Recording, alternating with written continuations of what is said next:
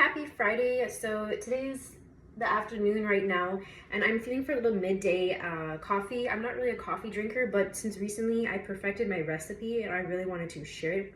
So it's pretty simple, not too many steps. I'm just gonna have a glass right here, and it's one of these aesthetic cups with a little ice and straw. So it's the perfect size to hold, and you can get any of these at Amazon has them, your TJ Maxx, any of your Winners, HomeSense kind of local department stores, they have them. So this one just has cherries on it, and I feel like it's the perfect amount for any drink. So basically I already put my ice just to prep everything, and I use these round kind of silicone entrapments. I usually have iced coffee for the most part. I'm not really a hot coffee kind of person, depending on the weather season, but I'm gonna go in with my Nescafe.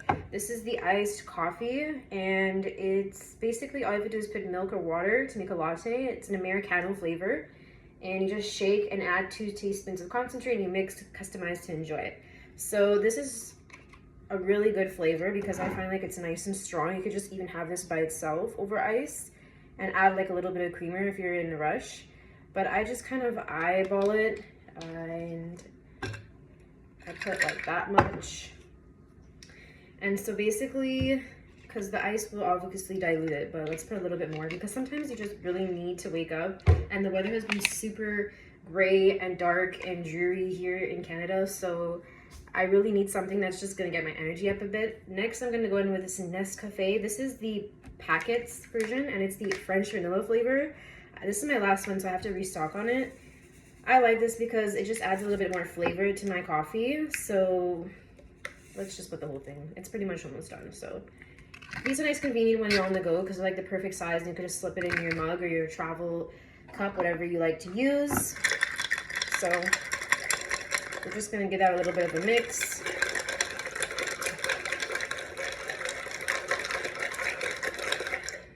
But I'm gonna shake it up when it's pretty much all done. Next, I'm gonna go in with this Madagascar bourbon vanilla extract. This is the pure kind, and it's by the PC brand, but you could use any one. Just make sure it is the real kind and not the artificial. Oh, this is on tight. Okay, I got it. So this is quite expensive, but if you want a really good coffee that tastes like a local cafe, you want something that's just going to be a little bit more on the, you know, flavor size, and it's all really about the ratio of flavor to get the perfect coffee.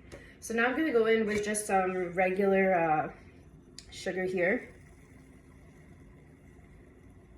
granulated sugar, of course, not the white powder kind.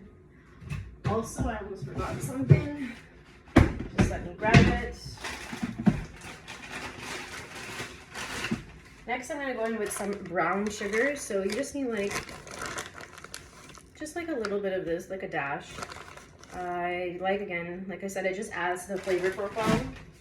So that's that. Next, I'm gonna go in with this Greenhouse. It's by the brand Greenhouse Unsweetened Almond. This is organic, creamy, and delicious. No gums, additives, or nonsense. So I really like this company for what they stand for because it has no BS in it. It's just straight up ingredients that you can understand with almond base, filtered water, almonds, gluten-free oats, pea protein, baking soda, vanilla extract, and yeah, so I like to use this kind now because I find it has no bad things in it like carrageenan and oils, which are really bad for your stomach and can give you irritable bowel and just really not good in the long haul for you. So finding a creamer is really important that won't send you to the washroom. And if you're drinking coffee every day, it's important to get one that has clean ingredients and that really will not hurt your gut, but you know, give it still a good taste. So I've been through a lot of creamers. I've tried the Silk, I've tried Chobani, I've tried just a lot of creamers and just regular milks, cashews, almond, whatever you call it. But this one has been the one for me. So it's a little on the pricey side, but I think it's totally worth it. Anyways, so we're just gonna, again, I don't measure anything. I just eyeball it, and that's that. So now it's changing a little bit of color. Sorry if it's messy. Then I'm gonna go in with this is the most important step, and this is dulce de leche. So this is a caramel flavor. It's gonna give it a rich essence. So I just put as much as I want, but not too much because I'm trying to cut out, like process and have less sugar. So that's that. Then we're gonna go in with our creamers. So again, just to add, this one is by Organic Meadows. I'm trying it for the first time. It's pretty good. It's 10% mg, so it's pretty much just a certified carbon neutral and 25% lighter carton. So this is basically just half and half creamer. So I already mixed that together with this, which is Natural's lactose free, and this one is a 35% whipping cream. I find it just gives it that extra thickness that I really like. So I already put it in my Cuisinart frother. We're just gonna add it on top.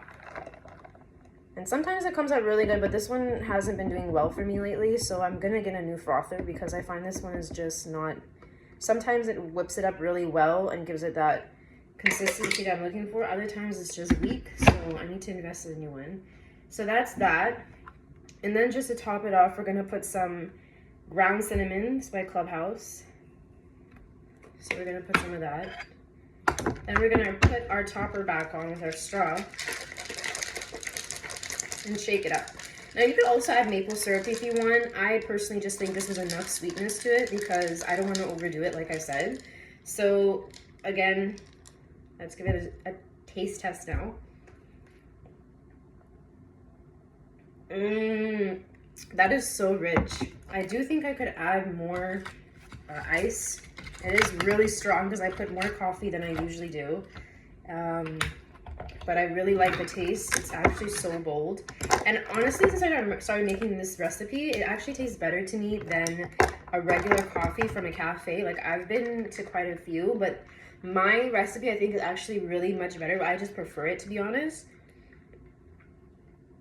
And it's less expensive because coffees are going up to like almost $9–10 now. I think it's absolutely insane that any cafe would charge that much. I really don't know if I can support those anymore, but it depends on what ingredients they're using. As long as they're not using artificial sweeteners and those bottled syrups that you see, I'm not a fan of that. They should make everything in-house for the price. But this is so good. Like, just shake it up. So yeah, thank you so much for watching. I hope you enjoyed. And do try it. If you do, please let me know in the comments. I just like it so much. And I'm not usually a coffee drinker, like I said, to premise, but this just has been my go-to lately if I'm not drinking matcha, and it's absolutely delicious, I can confirm. Anyways, enjoy your weekend. Thank you so much for watching wherever you're from. Bye!